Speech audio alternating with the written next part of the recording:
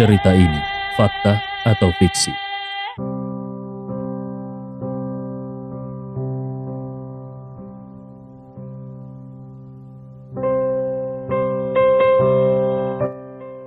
Setelah Andi dan Ridwan keluar, mereka pun langsung pulang. Ridwan mendesah di dalam mobil. "Andi, bukankah aku sudah memberitahumu? Kalau kau benar-benar tidak bisa mendapatkan undangan, jangan mencuri undangan orang lain." Andi Rewa hanya bisa menjelaskan tanpa daya. "Ayah, tidak ada masalah dengan undangan kita. Orang-orang itulah yang meremehkan orang lain hanya berdasarkan penampilan." Ridwan berkata dengan marah, "Kalau kau bisa menjadi sedikit lebih baik dan memiliki beberapa kemampuan, apakah mereka berani memperlakukan kita seperti ini? Bagaimanapun, kau terlalu tidak mampu dan terlalu tidak berguna."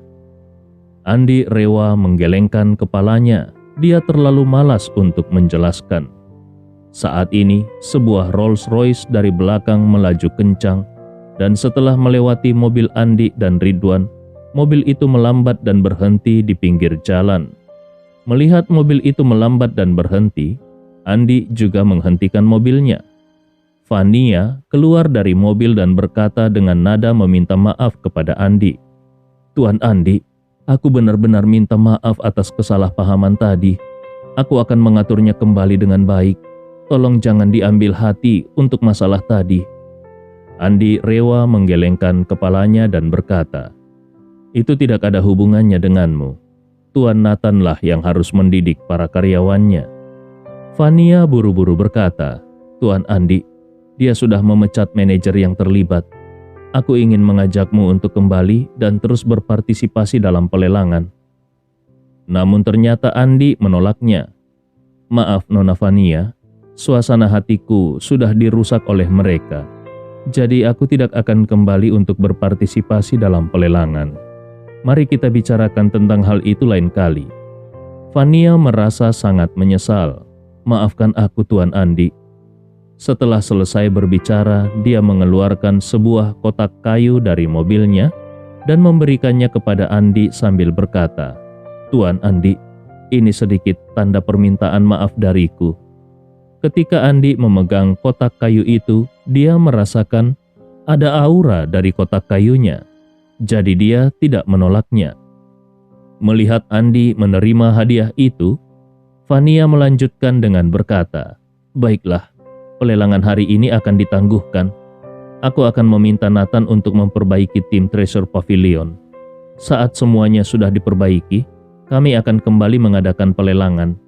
Pada saat itu, aku akan mengundangmu dan Paman." Saat ini Ridwan sudah tertegun. Bukankah wanita ini adalah wanita yang dia temui di museum barang antik ketika dia memecahkan vas? Kenapa wanita ini sangat sopan kepada menantu laki-lakinya dan bahkan bersedia untuk membatalkan pelelangan saat ini dan menjadwalkannya di kemudian hari? Apakah ini karena botol keramiknya pernah diperbaiki oleh menantunya? Andi Rewa yang memperhatikan ketulusan Fania hanya mengangguk pelan dan berkata, "Baiklah, ketika nanti pelelangannya diadakan kembali, kami akan datang dan bergabung." Ridwan buru-buru menimpali, "Iya, benar sekali. Saat itu kami pasti akan datang." Setelah Fania meminta maaf sekali lagi, dia pun mengucapkan selamat tinggal kepada keduanya dan berbalik untuk pergi. Ketika Fania pergi, Ridwan buru-buru menunjuk ke kotak kayu yang ada di tangan Andi dan bertanya, "Andi, hadiah seperti apa yang diberikan Nona Fania untukmu? Buka dan lihatlah." Andi mengangguk dan membuka kotak kayu itu. Tiba-tiba aura yang kuat mengalir dan menyegarkan keduanya. Ridwan menjulurkan kepalanya dan melihat, dan wajahnya tiba-tiba terkejut. "Hah? Apa ini?" Ada benda hitam di dalam kotak. Sekilas itu terlihat seperti batu bara, tetapi kasar dan kotor. Ketika Andi melihat ini, dia juga merasa terkejut dengan hadiah dari Fania. Ridwan melihat benda hitam itu dan merasa kalau benda hitam itu bukan sesuatu yang istimewa. Jadi dia berkata dengan heran, "Kupikir itu hadiah yang istimewa." Ternyata aku tidak menyangka kalau itu hanya sepotong kayu. Andi tersenyum dan berkata, "Ayah, ini memang kayu, tapi kayu yang sangat langka." Ridwan bahkan menjadi lebih terkejut lagi. "Benarkah? Memangnya apa itu?" Andi berkata, "Ini adalah kayu penyambar petir. Ini dibentuk oleh pepohonan yang tumbang selama badai petir." Ridwan pernah mendengar tentang kayu seperti itu sebelumnya. Jadi dia berkata dengan cepat, "Tapi jenis kayu ini sering terlihat ketika gemuruh di pegunungan. Bagaimana itu bisa dikatakan langka dan berharga?" Andi rela tersenyum dan berkata, "Ayah, pohon biasa yang tersambar petir tentu saja bisa dilihat di mana-mana. Tetapi bagian kayu yang tersambar petir ini seketika hangus di bawah suhu yang sangat tinggi. Ini menandakan kalau energi petir langit sangat kuat. Kupikir itu adalah guntur besar yang jarang terjadi selama ratusan tahun. Selain itu, bagian kayu yang tersambar petir ini berwarna hitam dan berkilau, dengan pola garis keturunan samar yang menandakan kalau itu adalah jantung dari kayu naga darah yang biasa disebut Raja Kayu. Itu bahkan lebih langka lagi." Mendengar ini, Ridwan berkata dengan nada meremehkan, "Aku tidak percaya kalau sepotong kayu yang terkena guntur bisa berharga sangat mahal. Itu semua pasti bohong." Andi rela tersenyum. Kayu semacam ini memang bernilai tinggi. Ini bukan hanya memiliki energi spiritual yang cukup, tetapi menurut catatan dari buku ajaib, kayu ini juga bisa disempurnakan. Namun tentu saja Ridwan tidak akan bisa mengerti akan hal seperti itu. Jadi Andi tidak menjelaskan banyak kepada ayah mertuanya itu dan langsung menyimpan kotak itu. Ketika keduanya kembali ke rumah, baik Carla maupun Najwa masih belum pulang. Jadi Andi kembali ke kamar tidurnya dan mengeluarkan kayu naga darah itu dari kotak. Aura yang kuat keluar dari sambaran petir itu. Andi duduk bersila di tanah. Dia meletakkan kayu naga darah di telapak tangannya, lalu menutup matanya sedikit dan mulai mempelajari jurus-jurus seni bela diri yang ada di buku ajaib. Perlahan-lahan dia menyerap energi dari kayu naga darah ke dalam tubuhnya. Ketika dia membuka matanya, matanya sangat berkilau dan auranya berubah secara drastis. Kayu naga darah yang ada di tangannya sudah sedikit meredup.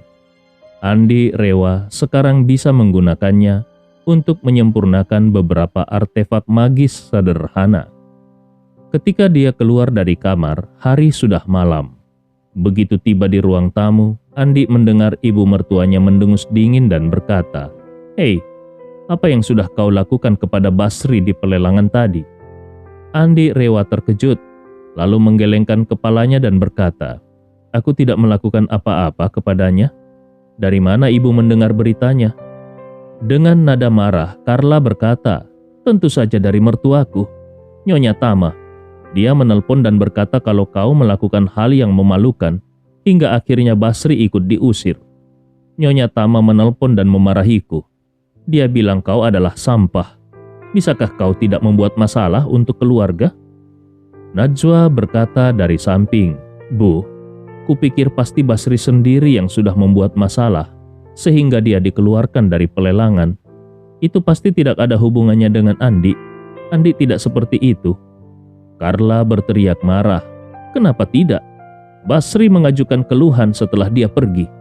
Dia mengatakan bahwa karena Andi mendapatkan surat undangan dengan cara yang tidak benar, dan hal tersebut diketahui oleh pihak Treasure Pavilion, mereka pun merasa tersinggung.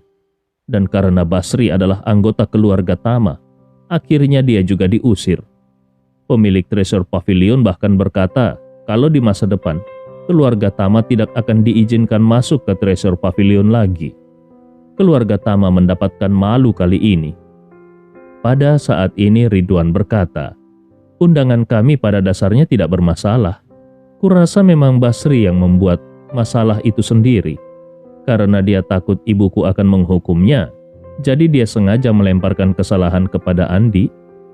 Carla memelototi Ridwan dan mengutuk, Kau juga mau ikut-ikutan? Kalau kau tidak ngotot ingin pergi ke pelelangan itu, bisakah hal seperti ini terjadi?" Ridwan buru-buru tutup mulut dan tidak berani bersuara. Carla berkata dengan tidak sabar, dia adalah orang yang tidak berguna. Bagaimana dia bisa mendapatkan surat undangan itu? Sekarang dia sudah menyinggung Basri. Aku mengerti bagaimana jadinya akhir kehidupannya. Setelah Carla selesai berbicara, terdengar ketukan di pintu, diikuti dengan suara rendah. "Maaf, apakah Tuan Andi Rewa ada di rumah?" Wajah Carla tegang dan dia memelototi Andi dengan marah. "Pasti Nyonya Tama yang datang. Habislah kau." Najwa berkata dengan serius, "Mari kita lihat dulu siapa yang datang." Kemudian Najwa berdiri dan berjalan menuju pintu. Wajah Andi terlihat agak gelap. Kalau sampai Nyonya Tama membawa seseorang ke rumah ini untuk memarahinya, maka dia tidak akan tinggal diam. Najwa membuka pintu dengan hati-hati dan bertanya dengan waspada, Anda siapa?" Andi berjalan ke pintu dengan tenang. Lalu dia menarik Najwa ke belakangnya dan berkata dengan dingin kepada orang-orang di luar, "Kalian mencariku?" Seorang pria paruh baya dengan setelan jas tiba-tiba tersenyum penuh hormat setelah melihat Andi dan bertanya, "Anda adalah Tuan Andi, bukan? Aku adalah manajer baru dari Treasure Pavilion dan aku baru saja menjabat sore ini." Andi memandang orang-orang itu dengan keheranan. "Apakah kau dari Treasure Pavilion?" "Treasure Pavilion?" Najwa yang berdiri di belakangnya juga tercengang mendengar itu. Pria itu buru-buru berkata, "Bos kami merasa sangat bersalah atas kepergian Tuan Andi. Beliau sudah mengusir Basri yang menyebabkan masalah dan juga menangguhkan pelelangan. Tadi Tuan Andi tidak diterima dengan baik di Treasure Pavilion. Karena itulah kami datang ke sini dengan harapan Tuan Andi dapat memaafkan kami dan melupakan masalah sebelumnya." Setelah berbicara, pria paruh baya itu melambaikan tangannya kepada beberapa orang yang ada di belakangnya. Beberapa pria berbaju hitam segera membawa hadiah dan meletakkannya di depan pintu. Andi melirik dan melihat ada begitu banyak hadiah. Semua hadiah itu bernilai lebih dari 10 juta. Pria paruh baya itu kembali berbicara, "Tuan Andi, ini adalah kesalahan dari Treasure Pavilion. Bos kami sedang mempersiapkan lelang baru dengan Nona Vania. Jadi, beliau tidak bisa datang secara pribadi untuk menemuimu. Karena itulah, beliau memintaku untuk mewakilinya dalam meminta maaf. Beliau mengatakan akan meminta maaf kepadamu secara pribadi ketika beliau memiliki kesempatan. Mohon maafkan kami." Setelah selesai berbicara, pria paruh baya itu membungkuk dalam-dalam di depan Andi. Pria paruh baya itu kemudian mengeluarkan 2 surat undangan emas dari sakunya. Dia menyerahkannya kepada Andi dengan hormat dan melanjutkan, "Ini adalah surat undangan untuk acara lelang yang baru. Silakan datang ke sana bersama Tuan Ridwan. Kali ini aku berjanji tidak akan mengecewakan Anda lagi. Tolong beri kami kesempatan untuk menebusnya." Setelah berbicara, dia menjelaskan, "Ini juga ada kartu VIP Treasure Pavilion. Kami hanya mengeluarkan 10 kartu seperti ini yang berlaku seumur hidup. Anda bisa menikmati pelayanan tertinggi saat Anda datang ke Treasure Pavilion." Andi melirik ke kartu VIP itu. Permukaan kartu itu berwarna emas dengan daun emas dan berlian. Andi Rewa berkata dengan ringan, "Aku tidak terlalu tertarik dengan lelang barang antik. Berikan saja kartunya kepada ayahku, karena dia memang tertarik dengan barang antik." Pria paruh baya itu mengangguk, lalu dengan tergesa-gesa dia memberikan kartu itu kepada Ridwan sambil berkata, "Tuan Ridwan, aku benar-benar minta maaf untuk insiden hari ini. Silakan mengunjungi kami di hari berikutnya." Setelah menenangkan diri dari keterkejutannya, Ridwan melihat ke kartu VIP dan tidak bisa menahan diri untuk menelan ludah. Dia menyadari kalau ini adalah kartu VIP level terbatas dari Treasure Pavilion yang hanya dikeluarkan untuk anggota kabinet dengan status tinggi dan tidak untuk dijual sama sekali. Mereka yang memiliki kartu VIP ini bisa keluar masuk Treasure Pavilion dengan bebas dan menikmati servis tertinggi. Ada juga diskon yang besar untuk pembelian barang antik. Tentu saja Ridwan tidak bisa menolak godaan seperti itu. Dia baru saja akan menerimanya, namun sebuah tangan tiba-tiba terulur dari samping dan menyambar kartu VIP itu. Itu adalah tangan Carla.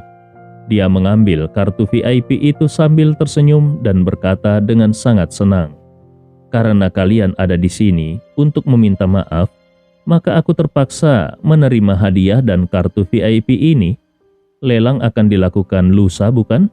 Suamiku pasti akan datang." Carla sangat bersemangat. Semua hadiah ini adalah uang. Dia tidak tahu berapa harga barang-barang ini, tetapi yang pasti harganya sangat mahal. Dan dengan memegang 2 kartu VIP ini, dia masih punya modal untuk pamer di depan teman-temannya. Ketika Najwa melihat sikap obsesif Carla, dia berseru dengan tertahan, "Ibu, apa yang kau lakukan?" Carla memelototinya, "Ada apa memangnya? Tidak bisakah aku menerima hadiah dari orang lain?" Najwa berkata, "Maksudku adalah, ibu belum tentu tahu apa yang terjadi. Lalu bagaimana ibu bisa menerima hadiah yang begitu besar dari orang lain?" Andi Rewa berkata dengan ringan saat ini, "Ini adalah hadiah permintaan maaf, jadi harus diterima." Pria paruh baya itu merasa lega. Sebelum dia datang ke sini, Nathan sendiri sudah mewanti-wanti bahwa kalau Andi menolak benda-benda ini, maka dia tidak perlu kembali ke Treasure Pavilion. Andi menoleh dan melihat kalau Carla sudah memindahkan hadiah-hadiah itu ke dalam rumah dengan sukacita. Dia hanya bisa menggelengkan kepala di dalam hatinya dan berkata kepada pria paruh baya itu, "Terima kasih untuk hadiahnya." Setelah pria paruh baya dan rombongannya itu pergi, Andi menutup pintu dan berbalik. Dia melihat Carla, Ridwan, dan Najwa menatapnya dengan serius. Carla adalah orang pertama yang membuka mulutnya dan bertanya, "Andi, sejak kapan kau berteman dengan bos Treasure Pavilion? Kenapa mereka datang ke rumah ini untuk memberikan hadiah dan meminta maaf?" Andi menggelengkan kepalanya dan berkata, "Ibu salah paham. Aku tidak berteman dengan mereka. Alasan utama kenapa mereka datang untuk meminta maaf adalah karena sikap pelayanan Treasure Pavilion yang kurang baik. Karyawan mereka telah membuat kesalahan, namun bos mereka memiliki reputasi yang sangat baik. Jadi mereka memberikan kompensasi yang sangat besar agar nama baik Treasure Pavilion tetap terjaga." Carla yang tadinya bersemangat langsung mencibir, "Kupikir kau memang berteman dengan orang-orang hebat. Ternyata itu hanya karena sikap pelayanan yang tidak baik dari Treasure Pavilion." Najwa sendiri merasa sedikit bingung. Treasure Pavilion memberikan hadiah yang sangat mahal. Apakah benar hanya sebagai pelayanan yang baik kepada customer? Setelah makan, Andi Rewa tiba-tiba menerima telepon dari Hamzah. Andi dan Hamzah pernah bertemu ketika Andi menemani Fania menawar batu giok. Pada saat itu Hamzah hampir saja dibodohi karena dia sudah menawar batu giok itu seharga 100 juta. Untungnya Andi menyelamatkannya dengan membuktikan kalau itu adalah batu giok yang palsu. Pada saat ini di telepon, Hamzah dengan hormat berkata, "Tuan Andi." Andi menjawab dengan santai, "Ya, ada apa?" Hamzah buru-buru berkata, "Terima kasih atas bantuanmu kepadaku sebelumnya, sehingga aku tidak rugi 100 juta. Kalau bukan karena kepintaranmu, uang 100 juta pasti sudah melayang dari rekeningku." Andi Rewa berkata dengan acuh tak acuh, "Kali ini bantuan apa lagi yang kau perlukan dariku?" Kalau kau tidak membutuhkan bantuanku, kau pasti tidak akan menelponku seperti ini. Hamzah tertawa dengan canggung. Tuan Andi benar-benar bisa mengetahui segalanya. Tabe, Tuan. Aku tidak bisa menyembunyikan apapun darimu. Andi hanya tersenyum ringan tanpa mengucapkan sepatah kata pun. Kemudian terdengar suara gemetar Hamzah. Tuan Andi, minta tolong Kak, satu hal. Tolong selamatkan aku sekali lagi. Aku pasti akan mengingat kebaikanmu sepanjang hidupku. Wajah Hamzah pucat dan tubuhnya sedikit gemetar saat ini, seolah dia sangat ketakutan. Andi mengerutkan keningnya dan bertanya dengan suara pelan. Iya, ada apa? Hamzah menghela nafas. Aku menderita suatu penyakit yang tidak diketahui apa penyebabnya. Aku sudah mendatangi banyak rumah sakit namun semua dokter di sana sudah menyerah. Mereka berkata kalau waktu hidupku hanya tinggal 3 bulan. Tuan Andi, aku belum ingin mati. Pada saat di pelelangan waktu itu, ketika kau menjelaskan tentang giok palsu itu, entah bagaimana, aku bisa merasakan kalau kau memiliki suatu aura yang tidak dimiliki oleh orang lain. Hamzah pun menjelaskan tentang kronologis dia bisa jatuh sakit dan semua gejala-gejalanya. Mendengar tidak ada jawaban dari Andi, Hamzah merendahkan suaranya dan memohon, Tuan Andi, kumohon agar kau bersedia untuk menyelamatkanku. Andi menghela nafas dan berkata, Tuan Hamzah, bukannya aku tidak ingin menyelamatkanmu, tapi penyakitmu itu sepertinya terlalu serius. Hamzah menghela nafas dan dengan suara gemetar dia bertanya, lalu apa yang harus kulakukan? Andi berkata dengan acuh tak acuh, begini saja. Kebetulan aku akan berpartisipasi dalam lelang Treasure Pavilion yang akan diadakan lusa. Aku akan pergi ke pelelangan untuk melihat apakah ada ramuan yang bisa digunakan untuk menyembuhkan penyakitmu itu. Adapun mengenai apakah aku akan bisa mendapatkan ramuan itu atau tidak, itu tergantung pada keberuntunganmu.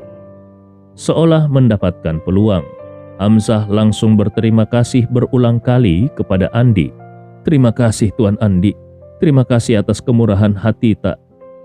Setelah berbicara, dia buru-buru berkata, Tuan Andi, Tabe, aku akan mengirimkan kartu bank premium besok. Kalau kau membutuhkan uang, kau cukup gesek saja kartunya Tuan. Andi mengangguk. Bagaimanapun dia hanya membantu Hamzah. Jadi tentu saja dia tidak bisa membiarkan dirinya yang mengeluarkan uang. Kemudian Andi berkata, tapi sebaiknya kau bersiap secara mental. Ramuan berharga seperti itu biasanya tidak mudah untuk ditemukan. Apalagi itu adalah pelelangan. Jadi semuanya tergantung pada keberuntunganmu.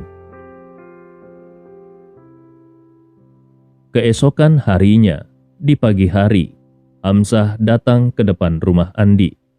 Dia menunggu sampai Andi keluar, dan barulah kemudian dia menyapa Andi dan menyerahkan kartu premium kepada Andi. Menurutnya, ada saldo ratusan juta di kartu premium itu. Untuk menyelamatkan nyawanya, Hamzah bahkan mengizinkan Andi untuk menghabiskan semua uangnya. Hamzah juga mengajak putrinya Ramlah, dan saat ini Ramlah hanya menatap Andi dengan sikap hormat. Setelah Hamzah menyerahkan kartu itu kepada Andi, dia berlutut di depan Andi sambil terisak dan memohon dengan air mata. Tuan Andi, Tabe, tolong selamatkan nyawaku. Aku masih belum bisa meninggalkan putriku sendirian. Usianya masih sangat muda. Ramlah juga tidak tahan. Dia pun ikut berlutut dan berkata sambil menangis, Tuan Andi, tolong selamatkan ayahku. Kalau memang memungkinkan, aku bahkan bersedia menggunakan hidupku sendiri sebagai ganti umur panjang ayahku. Andi rela menggelengkan kepalanya tanpa daya dan mengulurkan tangannya untuk membantu mereka berdua berdiri satu persatu. Andi berkata, jangan khawatir, aku akan mencoba yang terbaik untuk membuatmu selamat dari bencana ini dengan aman. Hamzah dan Ramlah merasa begitu tersentuh sehingga mereka ingin berlutut lagi. Tetapi tindakan mereka itu langsung dihentikan oleh Andi. "Hei, kalau kalian berdua berlutut di sini, orang-orang akan berasumsi lain. Sekarang kalian bisa pergi dulu. Aku akan memberitahumu kalau aku punya kabar yang baik." Hamzah dan Ramlah pun pergi dengan rasa terima kasih. "Baiklah, kalau begitu kami pamit dulu." Ketika Andi kembali ke rumah, ayah mertuanya bergegas maju dan berkata dengan gugup, "Andi, baru saja aku melihatmu dan Hamzah berbicara di luar." Andi mengangguk dan berkata, "Iya, benar sekali. Dia ingin meminta bantuanku untuk menemukan obat yang tepat untuk penyakitnya. Dia juga memberiku kartu bank dan memintaku membantunya melihat apakah itu bisa digunakan di lelang besok atau tidak." Ridwan terdiam sejenak dan kemudian berkata dengan cepat, "Berapa banyak uang yang diberikannya padamu?" Andi menjawab dengan santai, "Beberapa ratus juta." Mata Ridwan membelalak. Dia begitu terkejut sampai dia memegangi dadanya dan tidak bisa berbicara. Dia hampir saja kehabisan nafas. Kemudian dia berkata, "Andi, kau tidak harus berbohong kepada semua orang. Hamzah memberimu begitu banyak uang. Kalau terjadi kesalahan, bukankah keluarganya akan membunuh seluruh keluarga kita? Kau kembalikan saja uangnya." Pada saat ini Andi berkata, "Ayah, jangan khawatir. Aku punya kemampuan untuk menaksir suatu benda. Jadi tidak akan ada masalah." Setelah berbicara, Andi rela berkata lagi, "Ayah, kali ini masalahnya sangat penting. Jadi sebaiknya kau tidak memberitahu Najwa dan ibu. Karena kalau mereka sampai tahu, situasinya pasti akan sangat buruk." Ridwan buru-buru mengangguk. Aku tahu. Ridwan sangat mengenal istrinya yang sangat tergila-gila pada uang. Jadi tentu saja dia tidak boleh memberitahukan tentang hal ini kepada istrinya. Kalau sampai Carla menemukan bahwa ada ratusan juta di dalam kartu bank premium ini, Carla pasti akan langsung menghabiskan uangnya terlebih dahulu. Ketika Ridwan memikirkan angka ini, jantungnya tiba-tiba melonjak. Dia tidak percaya kalau Andi memiliki kemampuan untuk membantu Hamzah menyelesaikan masalah penyakitnya. Dia takut Andi akan menghabiskan uangnya dan kemudian keluarga Hamzah akan datang untuk membuat perhitungan. Oleh karena itu, pada saat ini, dia hanya bisa mengawasi Andi dengan seksama di acara pelelangan agar Andi tidak membeli barang secara sembarangan. Keesokan paginya, Andi akan pergi ke pelelangan. Pada saat ini, Andi bertanya kepada Ridwan, "Ayah, aku dengar ada harta karun terakhir di lelang Treasure Pavilion, bukan?" Secara refleks Ridwan berkata, "Betul sekali. Ku dengar itu adalah benda yang berharga dan tak tertandingi di dunia." Setelah selesai berbicara, tiba-tiba Ridwan memikirkan sesuatu dan dia buru-buru menarik Andi sambil berkata dengan suara rendah, "Menantuku, jangan memikirkan tentang harta karun terakhir itu. Ku dengar harga awalnya saja sudah puluhan juta." Andi tahu kalau ayah mertuanya merasa khawatir dia akan menggunakan uang Hamzah, jadi dia hanya tersenyum saja. Ridwan takut Andi tidak akan menyerah, jadi dia pun menambahkan, "Tetapi, bahkan kalaupun kau menginginkan harta karun itu, sepertinya kau tidak akan mendapatkan kesempatan." Andi bertanya sambil mengerutkan alisnya, "Kenapa begitu?"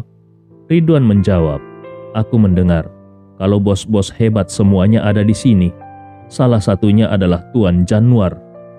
Andi bertanya dengan rasa ingin tahu, "Memangnya apa harta karun terakhir ini?" Ridwan menjawab dengan nada setengah mengomel, "Untuk apa kau mencari tahu apa itu? Toh, kau tidak akan bisa membelinya." Tiba-tiba ponsel Andi berdering. Andi mengangkat telepon dan mendengar suara Fania. "Tuan Andi, mobilku sudah diparkir di depan pintu rumahmu. Biarkan aku yang menjemputmu untuk pergi ke tempat pelelangan." Andi rela berjalan keluar dan melihat mobil Bentley merah besar diparkir di pinggir jalan. Fania bersandar di mobil dengan mengenakan gaun berwarna merah cerah. Rambut ikalnya bergelombang menutupi bahunya, dan dia mengenakan kacamata hitam pelindung matahari di wajahnya. Ketika Fania melihat Andi dan Ridwan keluar, dia buru-buru melepas kacamata hitamnya dan berkata, "Paman Ridwan, Tuan Andi, aku datang ke sini untuk menjemput kalian." Ridwan berkata dengan nada tersanjung, "Nona Fania, kau sangat sopan." Fania mengangguk sopan dan membukakan pintu mobil lalu berkata, "Kalian berdua, silakan masuk ke dalam mobil."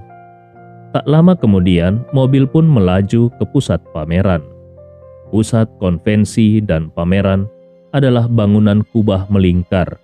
Lingkaran luarnya dipenuhi toko-toko yang menjual bunga dan burung, dan ruang lelang ada di tengah. Andi mengikuti Fania dan naik lift kaca lanskap ke lantai 6. Begitu pintu lift terbuka, sebuah ruang pameran artistik tiba-tiba muncul di depan. Kaligrafi dan lukisan antik digantung di dinding sekitarnya. Ini adalah rumah lelang. Meja lelang di bagian depan ditutup dengan karpet merah dan ada sofa di bawah panggung. Meja dipenuhi dengan anggur asing dan buah-buahan segar untuk dinikmati para tamu. Dibandingkan dengan lelang terakhir, bisa dilihat kalau Treasure Pavilion telah melakukan banyak usaha kali ini. Meja Fania berada di tengah barisan depan. Ketika Fania dan Andi serta Ridwan hendak bergerak maju, tiba-tiba terdengar suara riuh di belakang mereka. Andi Rewa hanya sempat menoleh sebentar, karena kemudian dia sudah didorong dari belakang oleh beberapa orang dan dia pun terpaksa minggir. Dia sedikit mengernyit ketika melihat sekelompok orang masuk melalui lorong. Ada beberapa pengawal yang berjalan di depan untuk membuka jalan. Sambil menatap ke arah kerumunan itu, Fania berseru lirih, "Tuan Januar juga ada di sini?" Orang-orang yang berdesakan adalah tamu terhormat yang menghadiri pelelangan. Tetapi saat ini, mereka semua mengelilingi seorang pria paruh baya dengan raut wajah dingin dan arogan. Andi Rewa melihat dan bergumam di dalam hatinya, "Ternyata ini adalah Tuan Januar. Tapi posturnya memang cukup bagus." Para tamu memasuki venue satu persatu dan pembawa acaranya adalah Nathan, pemilik Treasure Pavilion. Setelah memberikan kata sambutan, lelang pun resmi dimulai. Cerita ini fakta atau fiksi? Silakan putuskan sendiri.